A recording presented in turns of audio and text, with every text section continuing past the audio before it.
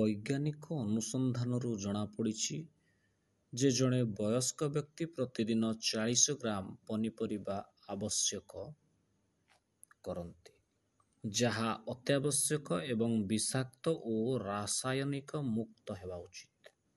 କାରଣ ଫଳ ଏବଂ ପନିପରିବାରେ ଏହି ବିଷାକ୍ତ ପଦାର୍ଥର ଉପସ୍ଥିତି ହେତୁ ସେଗୁଡ଼ିକ ବିଭିନ୍ନ ସ୍ୱାସ୍ଥ୍ୟ ସମସ୍ୟାର ମୁଖ୍ୟ କାରଣ ବୋଲି ଦର୍ଶାଯାଇଛି।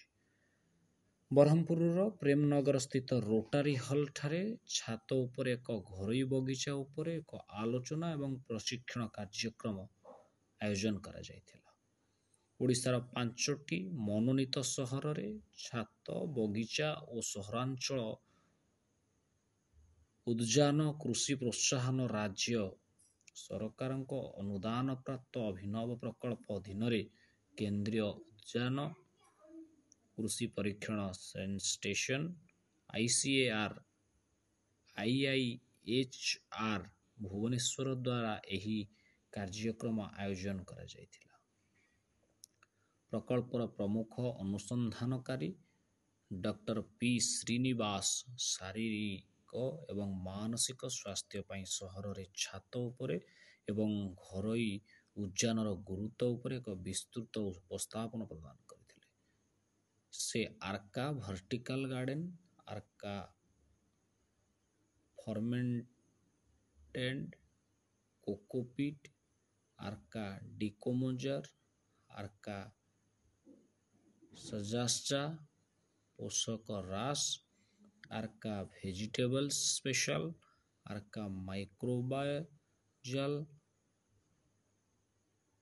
ଆର୍କା ଭେଜିଟେବଲ ସିଡ୍ କିଟ୍ ଇତ୍ୟାଦି ଅଭିନବ ଟେକ୍ନୋଲୋଜି ଉପରେ ବିସ୍ତୃତ ସୂଚନା ପ୍ରଦାନ କରିଥିଲେ ଏବଂ ଗୋ ବ୍ୟାକ୍ ଡ୍ରେନେଜ ସେଲ୍ ପୋର୍ଟ୍ରେ ସ୍ୱୟଂଚାଳିତ ଜଳସେଚନ ବ୍ୟବସ୍ଥା, ହାଇଡ୍ରୋପୋନିକ୍ ଏବଂ କୋକୋପୋନିକ୍ ସିଷ୍ଟମ ଇତ୍ୟାଦି ବ୍ୟବହାର ବିଷୟରେ ବର୍ଣ୍ଣନା କରିଥିଲେ। ଏକ ସୁସ୍ଥ ଜୀବନଶୈଳୀ ପାଇଁ ତାଜା କୀଟନାଶକ ଅବଶିଷ୍ଟାଂଶ ମୁକ୍ତ ଜୈବିକ ପନିପରିବା ପାଇଁ ଘରୋଇ ବଗିଚା କିପରି ଆବଶ୍ୟକ ତାହା ସେ ବର୍ଣ୍ଣନା କରିଥିଲେ। ବରିଷ୍ଠ ନାଗରିକ, ଗୃହିଣୀ ଏବଂ ଛୋଟ ପିଲାମାନଙ୍କୁ ଶାରୀରିକ ଏବଂ ମାନସିକ କାର୍ଯ୍ୟରେ ନିୟୋଜିତ କରିବା ପାଇଁ ଉଦ୍ୟାନର ଗୁରୁତ୍ୱ ଉପରେ ସେ ଗୁରୁତ୍ୱାରୋପ କରିଥିଲେ।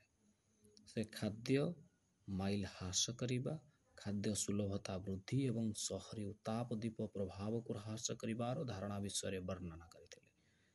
ସେ ବର୍ଜ୍ୟବସ୍ତୁ ପୃଥକୀକରଣ ଓ ଘରୋଇ ବଗିଚା ପାଇଁ ଜୈବିକ ଘରୋଇ ବର୍ଜ୍ୟରୁ ଅଧିକ ପୁଷ୍ଟିକର କମ୍ପୋଷ୍ଟ ପ୍ରସ୍ତୁତ କରିବା ଉପରେ ମଧ୍ୟ ଗୁରୁତ୍ୱାରୋପ କରିଥିଲେ। ଏହି କାର୍ଯ୍ୟକ୍ରମରେ ଇନର ହ୍ୱିଲର କ୍ଲବ ବ୍ରହ୍ମପୁରର IPP ଶ୍ରୀମତୀ ରଞ୍ଜନା ମିଶ୍ର ସଂଯୋଜନା କରିଥିବା ବେଳେ ପାଲ୍ ଚାରିଟି ନିର୍ଦ୍ଦେଶକ ରାଜୀବ ବିଶୋଇ, ବ୍ରହ୍ମପୁର ଇନହ୍ୱିଲର କ୍ଲବର ସଭାନେତ୍ରୀ J. ସୁଧାରାଣୀ ତଥା ବହୁ ଅଂଶଗ୍ରହଣକାରୀ ଯୋଗଦେଇ ରୁଫଟପ୍ ଗାର୍ଡେନିଂ ଉପରେ ବିସ୍ତୃତ ଆଲୋଚନା କରିଥିଲେ।